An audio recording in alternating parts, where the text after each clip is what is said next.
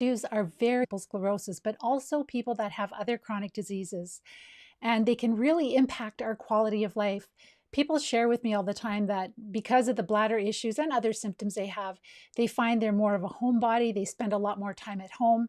They really have a hard time socializing and getting out to different areas. They have to make sure they can get to a bathroom. So it really closes in our world when we're dealing with bladder issues. The exciting thing is that parasites are known to cause bladder issues, and that's what we're going to be discussing on this video, how different types of parasites that we know can cause these infections, these bladder issues, and how the wellness champions are treating these infections effectively and resolving all their bladder issues and being able to socialize again. If we haven't met, my name is Pam Bartha. I was clinically diagnosed with multiple sclerosis over 30 years ago. And due to treating these parasites, I've been able to live MS-free for 30 years. And I've had the amazing privilege to coach over 700 people in the Live Disease-Free Academy. And bladder issues are really, really common. They say that at least 80% of people that have MS have bladder issues. So I'm just going to pull up there we go. They're awesome. I just wanted to see you guys' comments. So make sure you guys comment and let me know if you're suffering or if you were diagnosed with MS. Have you had bladder issues in the past? Do you have them now? Most people will have them. That's what I've interviewed hundreds of people that have been diagnosed with MS, and it's very, very common. Maybe in the early stages, we don't have a lot of bladder issues, but as we live with this disease, the bladder issues become worse and worse. So we're going to talk about solutions today also. But what are some kind of warning signs that we might be having or possibly coming into having bladder issues? Well, if we maybe get up more often throughout the night and maybe we have a hard time making it to the bathroom, we have more urgency. So like if you get up once throughout the night, if you have a lot of tea or drinks before bed, that's not a really big deal. But if you find that you're getting up more often, if you find that you're not able to empty your bladder, so maybe you're going to the bathroom, but you just kind of feel like you're not done. So those kind of symptoms would be kind of warning signs. And obviously, if we have a diagnosis of MS, that's another warning sign. But it's very important to pay attention to this. And in time, when we are diagnosed with multiple sclerosis and 80% of us have bladder issues, it becomes a real big problem where we have terrible urgency. We have to be close to a bathroom. Again, when we're going to the bathroom, maybe we feel like we can't, like we constantly feel like we have to go, or we are not able to empty our bladder. We might have burning sensation. Maybe you guys share your experiences if you feel comfortable, because it's important to talk about this, because a lot of people that are just newly diagnosed, or they haven't been diagnosed yet, they suspect they have multiple sclerosis and they just don't know like that this is part of the disease process. A lot of times people will have frequent urinary tract infections where they're on antibiotics often, and some people that I've met, they're actually on antibiotics ongoing. They're on a low dose of antibiotics all the time. And another thing I've noticed is when people are really sick with multiple sclerosis and they're starting with me in the academy, if they just don't feel well and they have a little bit of a fever and they do have a history of bladder issues, I tell them to go and get checked with their doctor because they may have an acute bladder infection, and very often they do. So we don't always know right off the bat when we have the acute bladder infection, but just those warning signs I've seen in people, and it is very important to treat an acute bladder infection. And I know we want to get off the antibiotics and we don't want to use them, but if we're dealing with an acute infection, we need to treat it because we don't want to have problems with our kidneys. We don't want to have, the infection going up and damaging our kidneys, etc. So why do people have these bladder issues that are diagnosed if we're diagnosed with MS, but also other diseases? There's two main causes, and I believe the first one is the main cause, and it's parasites. And when we talk about parasites, it's not just worms. Parasite is any living microbe that's living inside of us and causing us harm. It can be bacteria, it can be fungi, it can be worms, it could be single-cell parasites, etc. And so with people that have MS, if you've watched any of my videos, you know that we are in a state of severe dysbiosis. We have many different microbes out of balance. And that's what dysbiosis means. We're out of balance. And when we are out of balance, just going to make sure you guys can hear me. Awesome. So when we are out of balance, then the problem is that there could be more than one type of microbe that's causing, one type of parasite that's causing the bladder issues. But some common ones, maybe you've had, and that's a problem too with our testing, very, very limited test for specific bacteria. And maybe you've had an E. coli test positive for that, and you've been treated with antibiotics. But there are other types of parasites that we don't test for. And that's really what I'm trying to create awareness for, because we're finding that people that suffer with multiple sclerosis or suffer from it, they have a parasitic infestation. And very often in the developed countries, we are not looking for parasites because we don't believe that parasites are a problem in the developed countries. We believe it's only a problem in the third world countries. So we need to start talking about it. We need to start understanding, in the literature, in the scientific literature, what kind of microbes infect the urinary tract, the bladder, etc., the kidneys. And so, of course, bacteria, so the E. coli, but there's others like Staph aureus or Staphylococcus aureus, and there's some Pseudomonas and some Salmonella, but also Borrelia, which is the bacteria that causes Lyme disease. And Dr. Klinghardt really made me aware of that. So Borrelia loves the bladder. I just remember him saying that in his workshops that I attended. So Borrelia is very common. So if we have a lot of symptoms of Borrelia, maybe we have other neurological symptoms, then we could have Borrelia in the bladder also. Bacteria, in my opinion, in my experience working with students and even taking different courses with doctors, the bacteria are usually a secondary infection. So it's kind of, if we are in a state of dysbiosis, we have a lot of larger parasites, we've got fungal overgrowth, we have all these different infections going on, then we can end up with bacterial infections because our immune system is really overwhelmed with the war that is trying to deal with all these different infections. And what's really shocking is that worms can also really impact our bladder and the urinary tract, etc. So things that we wouldn't even think about. So tapeworms and flukes. So the one that I never heard of before was the schistosomiasis, which is a very common fluke that will infect the bladder. And it's not just a third world country issue. And it's a very, very common infection that affects the bladder. And I really don't believe that we test for that in a lot of the developed countries. So it's crazy to think that things like tapeworms, and sometimes it's the larva. So like we may not have a 30-foot tapeworm in our bladder, but we may have larvae, the small immature forms of some of the bigger worms. And then also some types of nematodes. So I've talked about filarial worms. They can cause lymphatic filariasis. They can get into the central nervous system and cause cerebrospinal nematodiasis. And that's really common in animals, and they have all the symptoms of MS. And they can also get into the bladder area also.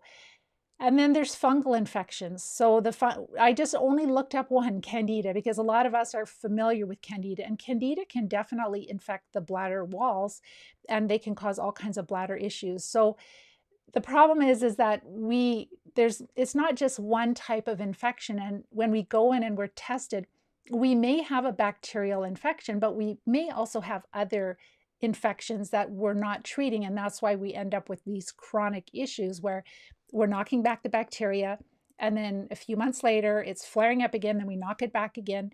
So it could be that the microbiome, or like obviously the bladder is not a sterile environment either, and some of the wrong microbes are living and growing in there. So in my mind, and what I have experienced in my recovery and in working with hundreds of wellness champions in their recovery also, is that MS is an infectious disease. And this is what more and more research is showing.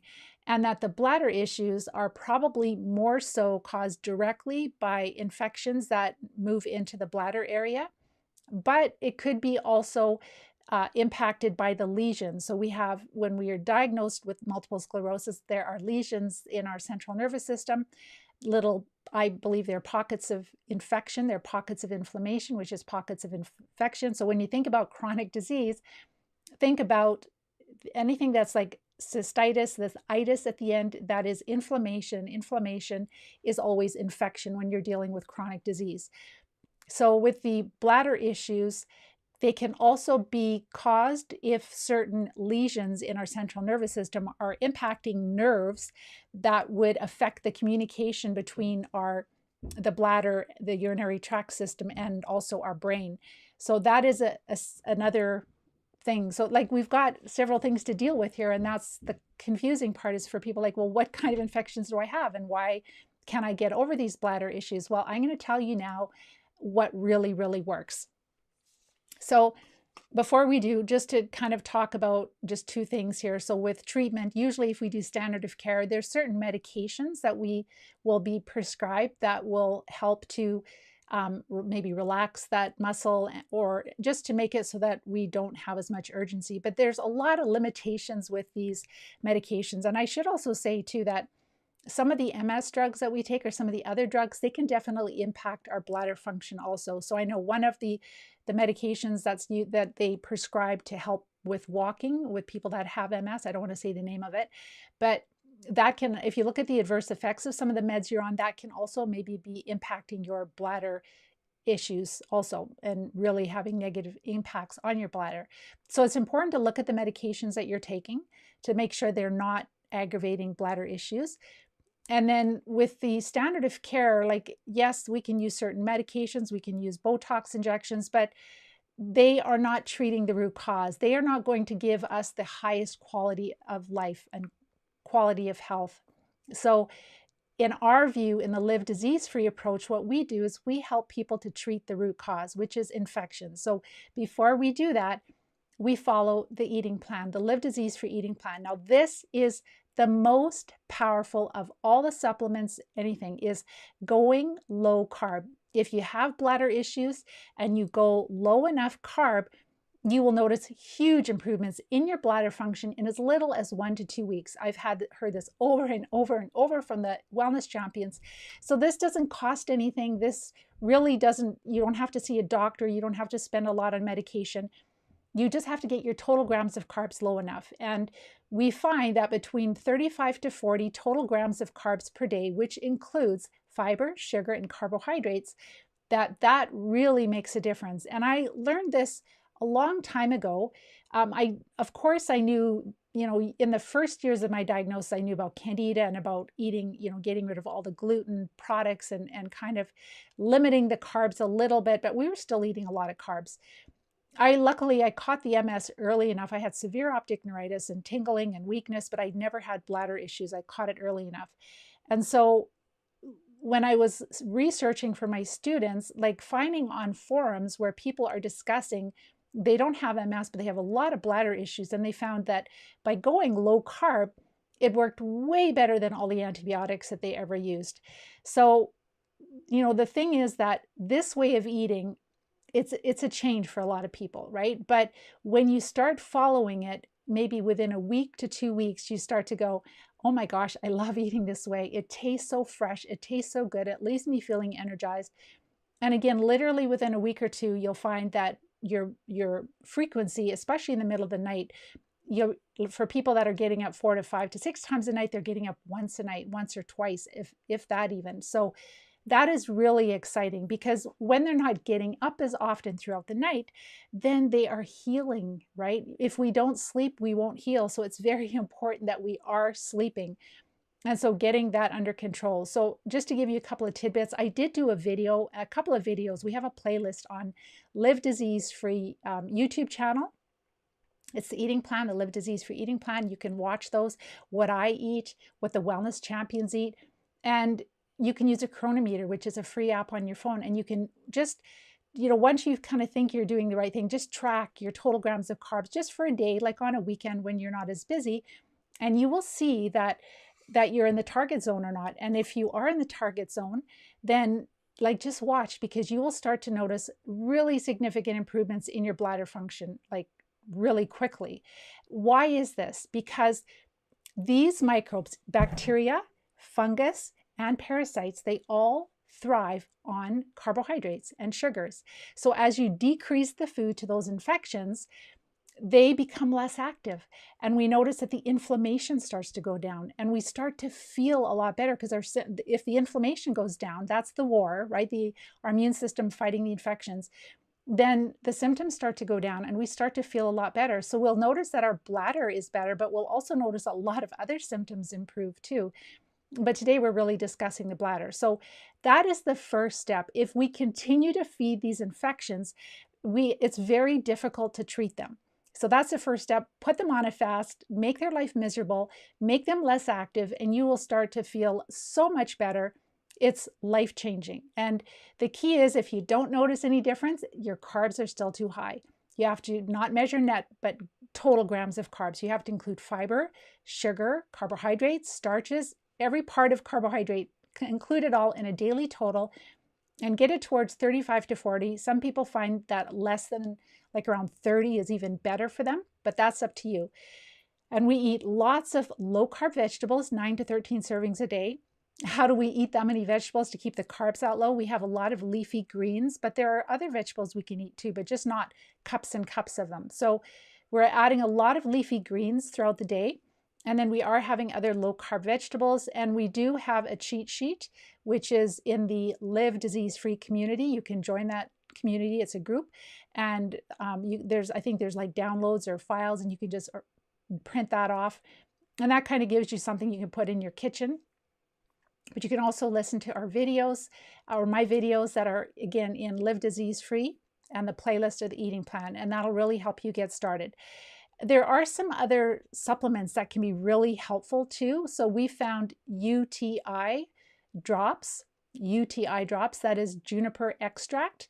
But again, this is a talk that I'm giving. This video is for educational purposes. I don't know you. I don't know what medications you're on. I don't know what, like medical apparatuses, what your medical condition is. So this is something that you have to work with somebody and check to make sure it doesn't interact negatively. Pharmacists are really great too. But the UTI drops are really helpful. With cranberries, be really careful, because a lot of the cranberry juice is sweetened. But even unsweetened cranberry juice can actually have quite a few carbs. So we had one student that was drinking quite a bit of cranberry juice, and he just was not moving forward like he should. And so we definitely took that out. And it's really helpful because you have to consider everything that's increasing your carbs, and sometimes it's hidden. So be careful with the cranberry. A lot of times the students will do cranberry capsules on the side, but the UTI drops are really helpful. And then also Cistus tea. There is a company called BioPure US. You can probably find Cistus tea in different places, or you can find the extract of Cistus. And it is, I think it's just CISTUS. But I know that in the past, just because I wanted to taste it, I try everything that I recommend. So they had a can of the leaves for the tea at biopureus.com, biopureus.com. And I tried it, and you can put some tea in one of those little stainless steel little tea holder and put that in your cup, and you can reuse it at least 3 times. So you can make 3 cups of tea with one little batch of the herb. It's a very pleasant tasting tea, and Dr. Klinghardt is the one that taught me about that. And at least, I think he said at least you can have like 6 cups a day if you like, but it really helps to break up the biofilm, where a lot of times we'll have biofilm, which I've talked about in the past. It's in different parts of our body. Some of these microbes will produce this protective coating that they hide under, so that our immune system cannot get at them, and medications and treatments can't get at them. And so Cistus tea is really helpful for breaking up especially Lyme disease will make biofilms, but other microbes too, Candida, etc. So it really helps to break up the biofilm. It's very, very good for the bladder. You can drink, and it tastes really nice too. I had no problem with it. So Cistus tea is great. UTI drops. D-mannose is something you can try, and if it's E. coli that's the problem, then a lot of times the E. coli will attach to the D-mannose instead of your bladder wall, and that's what's helping to prevent. But again, D-mannose is a type of a saccharide, which is a type of a sugar, so you have to see if that one really works well for you or not. But those are some of the main ones. And our students, like as they are following the eating plan and they're supporting the body. So just the eating plan alone, they're starting to sleep better at night because they're not getting up all night to go to the bathroom. And then they are just looking at their blood work. They're supporting their physiology. They're making sure they're having daily bowel movements and making sure they're sleeping well, etc. Going through the checklist for healing. By the time they're ready to treat, we're using different antimicrobials. So we're starting off with the herbs as they are building the game plan to treat. But when you're dealing with things like flukes and different types of filarial worms, some of these antimicrobial herbs are not going to be strong enough. And so this is where our students, like I help them to access the treatments. I help them to access practitioners. And we don't, and this is the problem, is that, you know, if you look at just worms alone, there are hundreds of thousands of worms that can infect humans. And that's not even the single cell parasites. That's not even the flukes. That's not even the flatworms, and the bacteria and the fungi. So it's kind of like looking through a rainforest to try to find with a test. We don't have tests that will test for all these microbes. So what we have to do instead, what we're doing at this time, is we are getting commonly prescribed parasite drug treatments and fungal drug treatments and taking samples to practitioners that can do energy testing. It could be a chiropractor that does applied kinesiology. It could be a naturopathic physician that has some kind of a machine like an AEV machine or a Vega machine or an AMA machine. They may do advanced muscle testing like ART, or so it's something like that. Either it's an advanced muscle testing or applied kinesiology, or using some kind of machine, and they'll take a sample of the drug and they will hold it in your energy field and they'll say, okay, yes, this tests well for you, your body, it really helps to balance you, to make you stronger, or no, it makes no difference, that's not the one for you. And so that has been really helpful to determine, you know, like, do we have these little flukes in our bladder? Do we have fungus in our bladder? Do we have Lyme in our bladder? So, and we can also test different supplements we're taking to see if they're really helpful or not. And of course, in the academy, I teach people how to read the difference between plant-sourced and synthetic supplements. And a lot of people are taking a lot more supplements than they should be taking. So all of this is really important, is getting down to the right treatment. And we can't wait for the tests. I know they're working on it. I know they're trying to find different types of DNA testing, but unfortunately, they don't have the DNA sequenced for all the different microbes that are making us sick. So we can't wait for that. So we do help people in the academy with like, if you're at a place where you're like, Pam, this sounds really interesting, I've never heard of this before, you know, it makes a lot of sense that I'm dealing with infections, then watch my videos, get to learn. Like, I have a playlist on infections, on Live Disease Free. I've even seen some of my students pass, like, through their urine, pass like a big fluffy white cloudy material. And whether that is like fungus, whether it is biofilm, it is something, but it's good when it's coming out for sure. So that's what we're doing to recover, is that we are preparing to recover. We stop feeding the infections, and that's a way that you can really start to get benefits, like right away. Within a week or two, you will start to notice, and I'd really love for you to share your experiences too, if you've gone low carb and if you have had significant improvements with your bladder. But it's not enough to go low carb, because if you eat the wrong foods, you're going to get a flare up of the problem again. So we do want to treat those infections. And whether these infections are located directly in your bladder or in your urinary tract system, or if they are in your central nervous system, wherever they are, they need to be treated, because if they're causing the lesions and they're causing, you know, inflammation to nerves that are impacting the communication between your brain and your bladder to release, etc., then those infections have to be treated also. And if you've listened to my other videos, we know that filarial worms can be in the central nervous system. Dr. Alan McDonald found them in every MS patient tested. We know that Borrelia is present in people that have MS, and because of these worms also. Fungal infection, Candida. So although it seems daunting, it's really not. It's kind of like there are certain groups of parasites. There's fungal.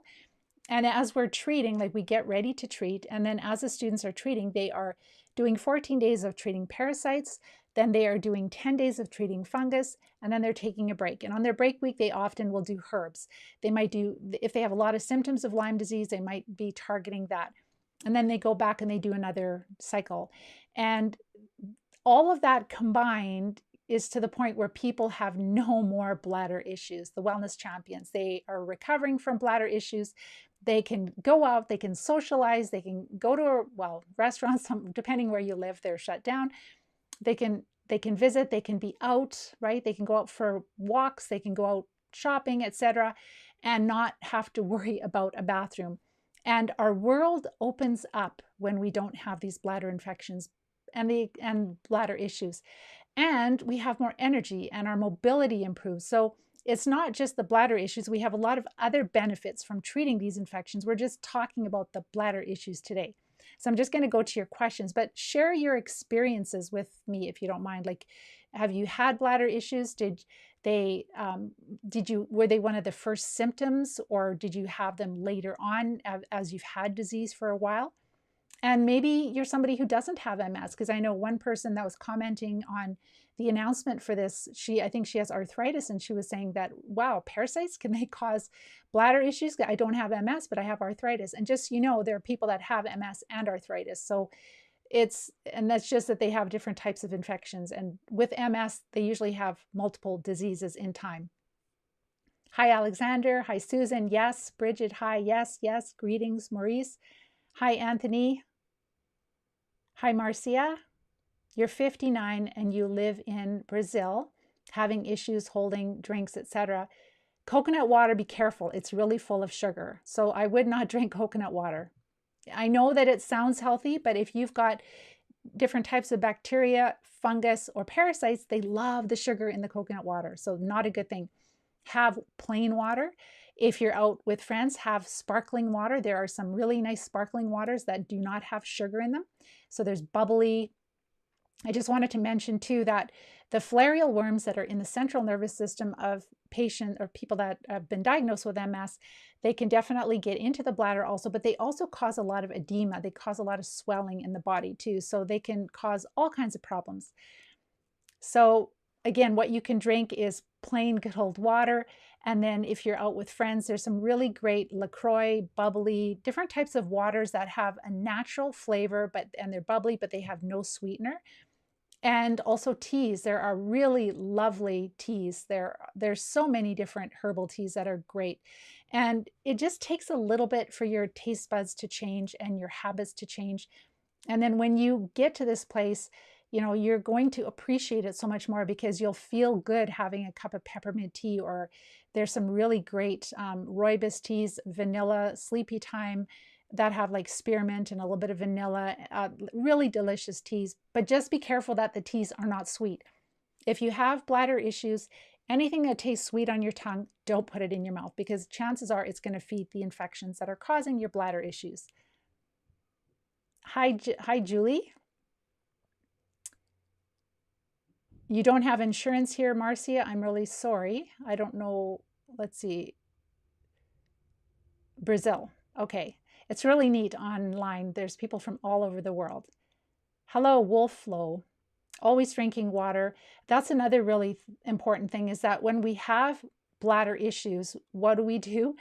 We're like, well, I can't drink water because I'm going to have to go to the bathroom all the time. And you need to drink water, because that's how your body is flushing out toxins. Your body is mostly made out of water. You need to have filtered good water. So that's not the answer. The answer is you have to make sure that you're decreasing the carbs, keep the water up, and you'll be able to handle it. You're not going to be having the bladder issues. You can try dandelion. Be careful with dandelion root tea, because there could be more carbs in that. You have to be really careful. When we have these infections, it doesn't take much to aggravate them. Yes, got to get a checkup quickly. Hi, Marcia. Let's see, any other questions you have here? So urine retention. I am. Medication. So your medication can be detrimental. Wolf is saying yes. Raw food diet is what I do.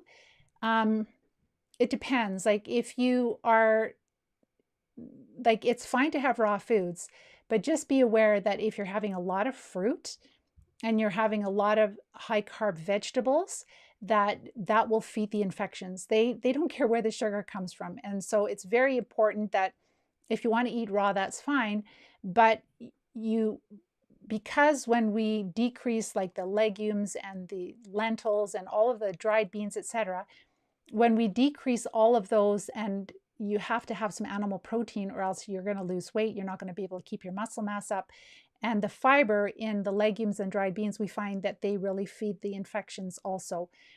So it's not that vegetarian or vegan is bad if we make sure that we're having, really a well-balanced diet, it's fine. But when you're infested with parasites, that is the food they love. Like we're digesting, breaking it down, and all the carbs are entering down into the intestines and increasing our blood sugar level, and that makes the infections super happy. So definitely we would not have baguettes or cornbread. Marcia, hello. Alicia, Michael, hi. Daryl, hello. Yeah, and that's the thing is he shared my bladder got worse and then my mobility got worse. So the thing is that we really have to listen to these symptoms that we're having and signs that we're having in our body, that when the bladder is getting worse, that is a sign that either the infections in the bladder are getting more active and more populated, or the lesions, the infections in the central nervous system are, either or, sometimes maybe both. And the more that these infections are active, the more our immune system is taxed, and then the more we can have infection impacting other parts of our body. And so he found that his mobility got worse also. Awesome, Marcy. I'm glad you're here. I've got a ton of videos on YouTube. Watch them. I know it'll change your life. It'll really help you to see that there is hope.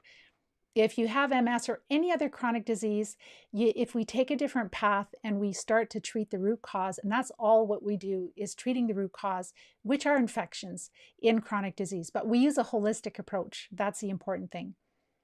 Just be careful, Wolf. I know you said no sugar for me, but fruit sugar will feed the infections. Juice will feed the infections. It really, as I mentioned, it really does not take much. Hi, Linda. So you're going for a bladder scope, Joanne? You don't know why? You have no issue? It would be really worthwhile to ask your doctor why, if you don't have any issues.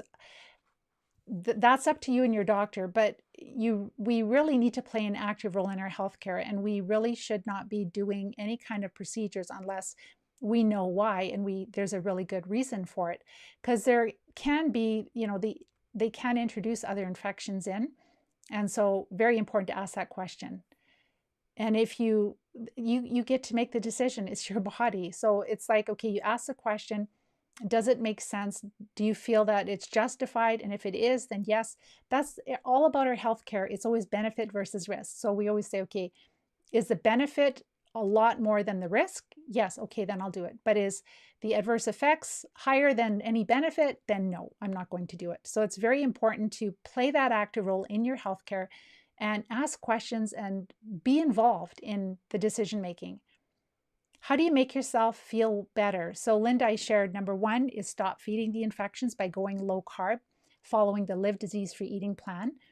Number 2 is to support the body, and that is just making sure that we're sleeping well. So sometimes our students need to have a sleep aid to help them, and looking at their blood work, supporting parts of their physiology. Maybe their thyroid is low, their B12, their iron, etc. Supporting their physiology, cleaning up their environment, making sure that they decrease the wireless radiation around them, and making sure they don't have mold. Those are the 2 big ones to start off with. And as we go through the checklist for healing, then we're ready to start treating. And by then, the students have had a lot of symptom improvements already. They've already had their bladder function is a lot better. They might get up once throughout the night versus 4 to 6 times throughout the night. They'll have more energy. They're sleeping better. They may have some improvements in their neurological symptoms already, and just cognitive issues can have improved already. We need to do that prep phase, and that's all part of the prep phase, because then the treatments will be more successful. Then we get to the treatment phase, and this is where I help them in the Live Disease-Free Academy, and I help them to build a plan. I help them to find practitioners to really, the problem is that at this point in time, this is an unfortunate reality, is that most of the practitioners, they don't have a lot of experience treating parasites. They might be able to treat a bladder infection. They very rarely will understand about candida or maybe Lyme disease. If they do candida and Lyme, they're knowing a little bit about that. They usually don't know much about parasites. It's a lost skill. It was something that we used to treat years ago, but even the integrated practitioners, a lot of them, they'll use herbs, but we found that the herbs are just by themselves are not enough. We love herbs and they are used in conjunction, but we found that the parasite drug treatments work a lot better. And so this is probably why it's necessary to use some of the common parasite drugs that will treat these filarial worms or these flukes that can get the schistosomiasis that we can deal with, or other parasites, right? Or maybe it's larvae. If we have tapeworms in our body for years, we may have larvae that moves into different parts of our body. Dr. Alan MacDonald found a developing tapeworm and the larvae of tapeworms in the central nervous system of a couple of MS patients also. So this is a growing field, and we can either wait until they figure it out, which will take many years, or we can just play an active role in building the plan and in treating. And that's what the Wellness Champions do in the Live Disease Free Academy. And before I forget, I just wanted to mention that 3 times a year, I host a live free event. We have usually like 1,500 to 2,000 people register for this live event from all over the world. And on that live event, it is how myself and the Wellness Champions are living free of MS. And on this live event, I talk a lot about, how we end up dealing with all these infections or coming down with them, and really all the steps that we take to recover. So we spend some time going through all the steps. I share a lot of successes of the Wellness Champion, so make sure to join us. We will put a link either on the top of this video and the feed, and you can click on that and you can register. You have to just click on the link and register to save a spot for you. But it is at 5 o'clock Pacific on May the 19th, I believe. That is next week, Wednesday. Let me just check, but I'm pretty sure. Oh, I've got the thing closed. So May the 19th is when we're having it, on Wednesday, which is super exciting. There, we just lost you. There we are. So I'll just answer a couple more questions here. All right. So Linda, that's how you make yourself feel better, is you've got to treat these infections that are causing your symptoms. That's what's causing all the problem. Inflammation in chronic disease is always infection. And anything that's like cystitis or itis and even MS, arthritis, etc., it's all inflammation, which is caused by infections. And that's what we help students to do in the Live Disease Free Academy. So you're drinking your greens, Wolf, as long as it is like broccoli and bitter things like celery and broccoli and cucumber, but no carrots in it, no fruit in it. Even lemon juice, lime juice is, adding too much, it's going to be too much sugar. So what I always say to my students is chew your food. When you chew, it really helps to detoxify your brain, and it's enjoyable to chew. So chew your food, it's much better, and skip all the smoothies. So Alicia, you can try D-mannose. That would not be my first choice. My first choice would be the eating plan and UTI drops, and maybe a little bit of cranberry capsules. And you can try the D-mannose also. The Cistus tea is definitely very helpful, very, very helpful. And it's just CISTUS. I believe that's how it is. If you go on BioPure, you can find it there, biopureus.com. You can find it in other places, but I do know they carry a good Cistus tea. And can someone help me? Linda's asking. Yes, that's what we do in the Live Disease Free Academy. So what I would do is, if you don't want to wait till next week, Wednesday, so it's a week from now, you can watch my replay of my masterclass training. You'll find that also in the feed. But if you want to join live, and what I really love about joining live is we have people from all over the world, and I'm able to go deeper into topics because it's not online. So I'm able to discuss things that I can't discuss online. And so at the very end, we spend a good amount of time answering questions and going into discussions about these infections. So I really love that part of it. It's my favorite part, is answering the questions. Hi, Vanessa. Does fasting help? When you're following the Live Disease-Free Eating Plan, we don't fast because it's so hard to keep our weight on. And we have 3 meals a day. We have 2 snacks a day. We're eating low carb. We're getting the healthy fats up, eating enough animal protein to manage let's put it this way. We're eating 9 to 13 servings of vegetables per day, low carb vegetables. We are having moderate amounts of animal protein so that we maintain our muscle mass, and we are having enough healthy fats to maintain our weight.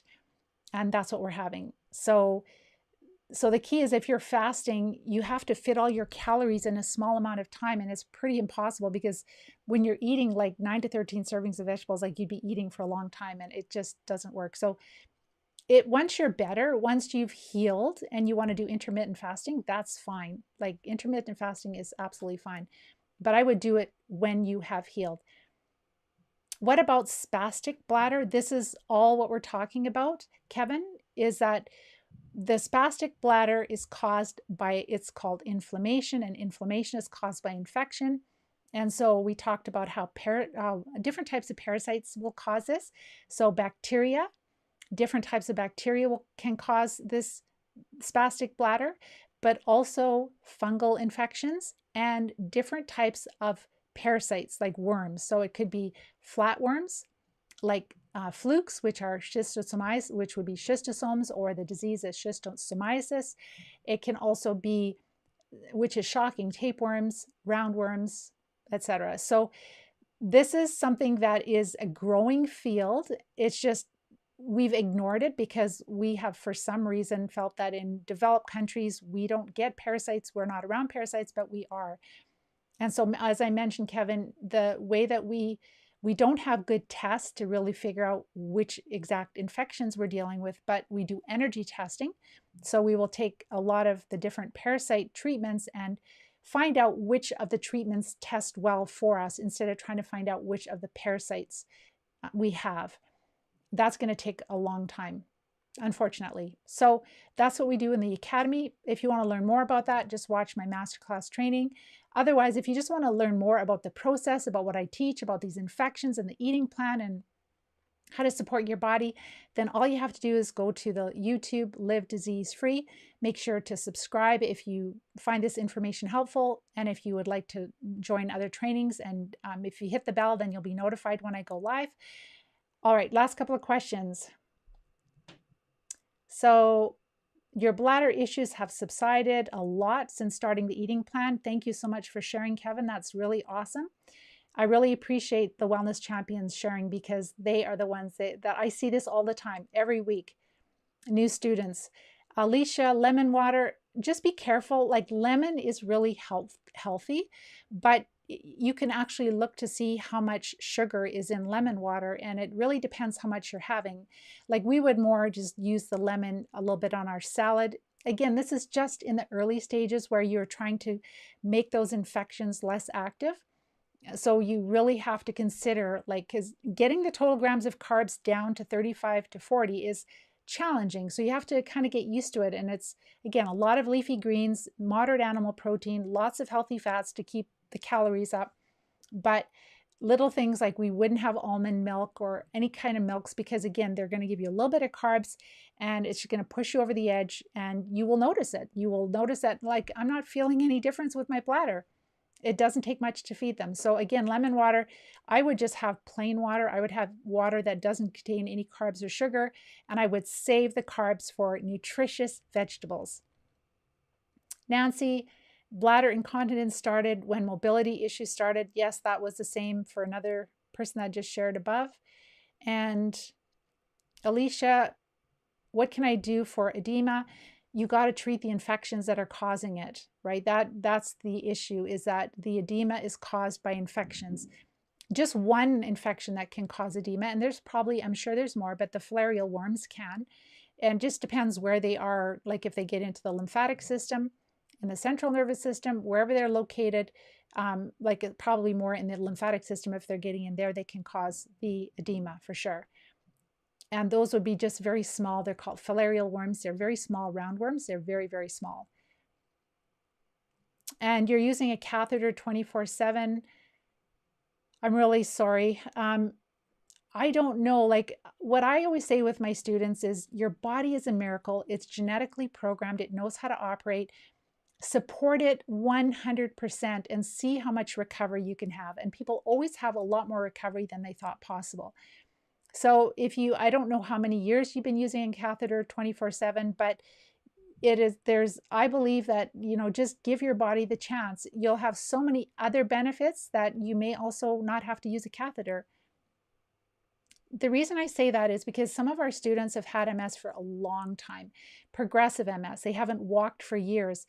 I've never promised that they can fully walk again but we're finding that, by the 11th or 12th cycle of treatment, they are starting to walk again. Some of them haven't used a hand for years. Some of them have had such terrible spasticity, drop foot. They can't even move their foot, and they're starting to move their foot again and starting to walk. But so that's the exciting thing, is that there is so much more recovery possible than we ever thought, but we just have to just do the best we can to support our body to correct these microbes, get the inflammation down, support our body with lots of nutrition and a holistic approach, and then the body can do its work and its miracles. And so what we're seeing is that there's a lot that is still in the inflammation stage versus the scarring, permanent scarring. The permanent scarring of the myelin sheath, we don't know how to correct that at this time. But if it's in inflammation stage, that can be recovered, and a lot of it can be recovered. So Marianne, you've been using a catheter for 13 years and having adverse effects from it. So this is your answer. Like, it is going to improve your quality of life tremendously. It's the only answer. The only answer we have is to treat the cause and to treat the infections that are causing our sickness. And the more effectively we treat them, the more success we have. Thank you so much, Dana, for sharing. So Dana is a wellness champion. And what do I do for edema? Alicia is saying you have to treat these infections. So you have to really change just all the steps. This Live Disease-Free system is not disease specific. It will help any type of chronic disease, because all these diseases, they are caused by microbes that thrive on carbohydrates. And so we all have to do the same things. It's just that we might have different parasites. We might have different bacteria. We might have different types of worms. We might have single cell protists. We might have different types of fungi. We might have aspergillus. We might have candida. We might have different species of candida. And so we're not really focused on, which specific, because it's usually multiple. It's the sicker we are, the more infested we are. And then it takes a bit of time to treat, right? Layering different therapies. I'm so glad you found this information helpful, Wolf. And so the Pokey 25, you need to make my program. No, the problem is I can't make it vegan. I would love to make it vegan, but you're not gonna have success. These microbes thrive on the carbohydrates. So if you're eating a lot of carbs, it makes the treatments not work as well. And maybe someday in the future, the treatments will be so much more stronger and it'll be part of standard of care. So I guess you just have to decide, like, if you are able to, bring in some animal protein. So we do have people that are vegetarian, but they will have things like eggs and they will have fish, and they're able to, we still eat tons of vegetables. That's what most of the eating plan is, like heaping platefuls of vegetables and just enough animal protein to keep our muscle. We don't want to lose all of our muscle mass. That's the important thing. What do I use for EMF protection? So we moved out of town, so we're out of the 5G service. That I know most people can't do that. So what we've used in the past is you can get this black paint that you can block. So we have blocked, and then you can paint your white on top, but you have to really be grounding that, because it's very important to just apply it properly. So you could use paint. What I do, for example, right now, I'm on a computer that is using an Ethernet cable. So I have the wireless turned off. I have the Bluetooth turned off. When I do my coaching calls, I'm on a phone where it is a corded phone. So I'm not using my cell phone. I never hold my cell phone to my ear. I sleep with it on airplane mode away from my body. So there's all kinds of things that we can do. You know, we unplug the router very often at night so that the whole house that is not a problem. But I was living really close to some cell towers, and I purchased some instruments because this is something that I teach my students, and I had to really learn about just the influences around us. And I found that just that cell tower that was like a kilometer away from me, and this was, I don't know, quite a few years ago, probably like 5 years, 6 years ago that we moved. And it was like really blasting a lot of radiation into our home. So you have to look to see, where are these little 5G transmitters? How close are they to your home? Are they blasting right in your home? And there's things you can do. You can use that black paint, which will block it. You can use things on your windows. You can use this like silver lining on your bed that will block all of the radiation where you're sleeping. If you're like in an apartment and you've got radiation wireless coming from all directions. But it is very important to decrease the wireless radiation, the EMF and RF radiation, because the microbes that are making us sick, I think they're irritated by it, and it makes them grow faster and produce more poison, so they're more virulent. And so it's very important that we decrease that. It just is anti-aging, helps us to heal quicker. That's part of the steps that we take. Essential oils, Alicia, I love them, but they're not strong enough, so we don't use them. I mean, you can use essential oils topically, you can use them internally, but you're not going to take enough essential oils, like even oil of oregano, for example, orally. It's going to be so hot it's going to burn your throat. So if you had a sore throat, it'd be fine, but it's not going to get all the way down through 20 some feet of your small intestine and the 5 feet of your large intestine. It'll be so diluted that it's really not going to make that much of a difference. Hi, Rob. Okay, I think that's it. There's a lot more questions, but I have gone on for quite a while here. Let's see if there's any last quick question. So yogurt, we would avoid all, Teresa, we would avoid all dairy products. So we would not have any yogurt. It's very important if you have chronic disease to avoid all dairy products except for butter. And if you want to be really careful, then you would just melt the butter, take the fat off, which is ghee, use the ghee, and just skip the milk that comes with the butter. Just get rid of that. You're very welcome, Anne. I'm so happy that it's really helped you.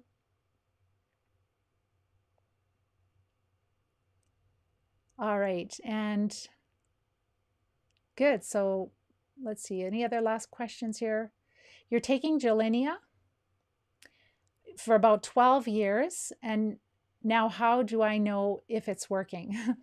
So Gilenia traps your lymphocytes in your lymph nodes, and you have to say, like, do I need my lymphocytes? It's amazing that you've been on it that long. Usually people, their lymphocytes become so dangerously low that they switch them on to a different medication. Number one, Linda, it's very important that you check your blood work and check your lymphocyte count and make sure that they're in the normal range. And if they're not, if it was an oversight on your doctors, then you need to talk and address them about that. But the problem with all the MS drugs is that they are modulating. No, they're not modulating. Sorry, they're suppressing.